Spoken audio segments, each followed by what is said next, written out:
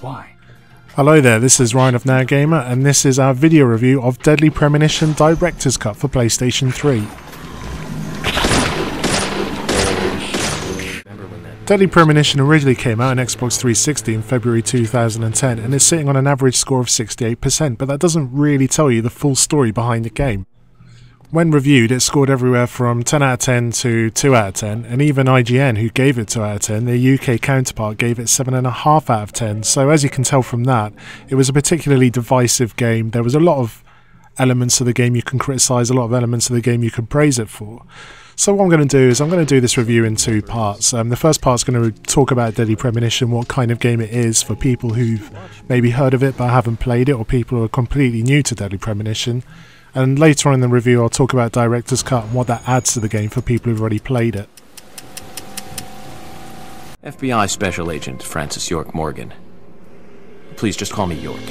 It's what everyone else calls me. So you play as Agent Francis York Morgan, who's come to this strange town, and when the game begins it seems to be almost a survival horror kind of game. You don't really know too much about what's going on. You've got these weird creatures that are attacking you, and it's very reminiscent of, I guess, survival horror games on PlayStation 1, where it's the same kind of controls. The graphics aren't that great, they could even pass as PlayStation 2 graphics.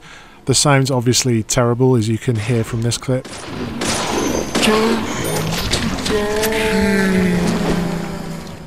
And the whole thing's just pretty bad.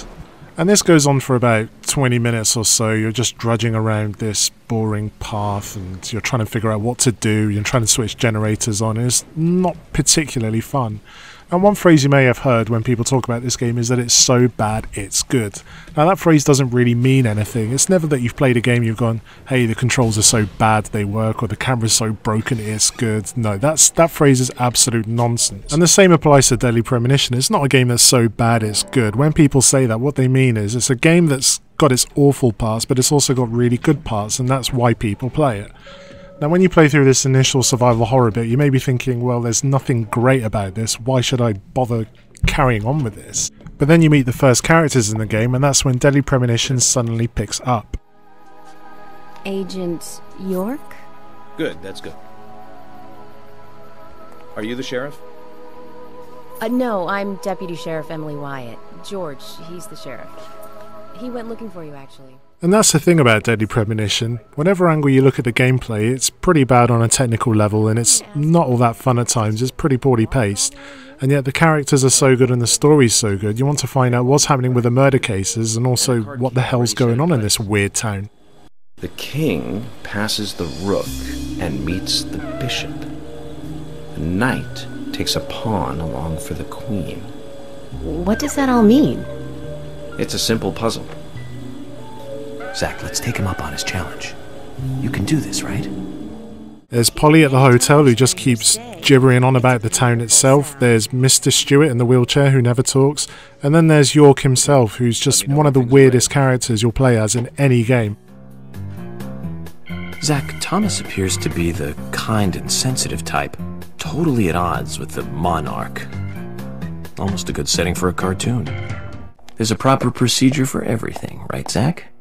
One thing that's particularly famous about Deadly Premonition since its original Xbox release is how closely it resembles Twin Peaks. In Twin Peaks it was FBI agent Dale Cooper, but you'll notice a lot of similarities between him and Francis York Morgan. For example, they both love coffee, they both spend far too much time talking to themselves, and they're both just a little bit eccentric and weird. And the comparisons go even further than that.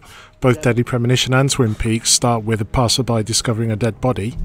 They both have a sheriff who initially doesn't trust the FBI agent but learns to get along with him, and they both have this weird red room where dreams take place as well. I mean, there are more comparisons than that, there are more similarities. I'm not going to go through them all, but it is very much like Twin Peaks. It's neither a good thing nor a bad thing that it's so similar to Twin Peaks, but the reason I'm mentioning it now is you have some sort of reference to how weird Deadly Premonition is, and that's because there really isn't any other game out there that's quite like it.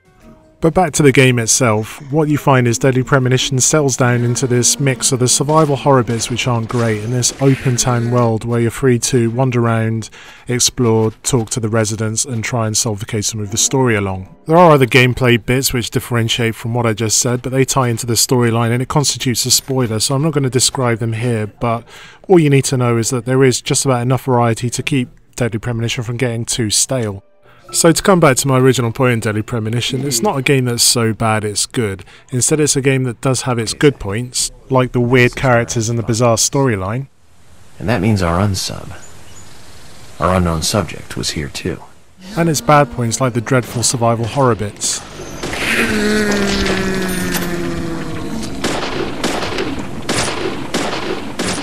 Overall, it's definitely worth playing if you haven't touched it before because it's just so unique, it's definitely worth trying out.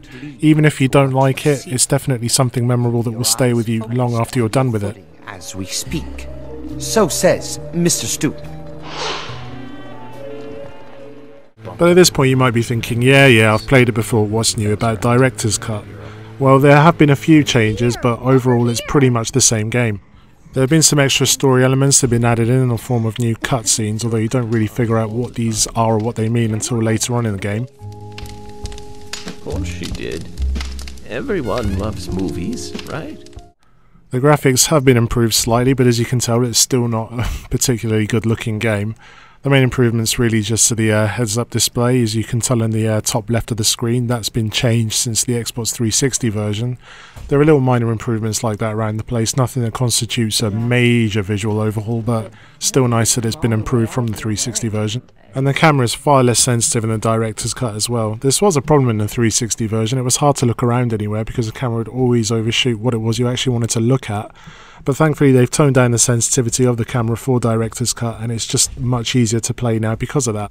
Another difference between Director's Cut and the original that I didn't know about until I started playing is that there are 60 trophies compared to the original's 12 achievements. These trophies are mostly for completing side quests as opposed to the original which just rewarded you for completing episodes in the game itself. So if you are a Deadly Premonition fan, it is at least worth going through the game and then discovering all the trophies. So is it worth playing? I'm going to give you the short version and say yes. Slightly less short version.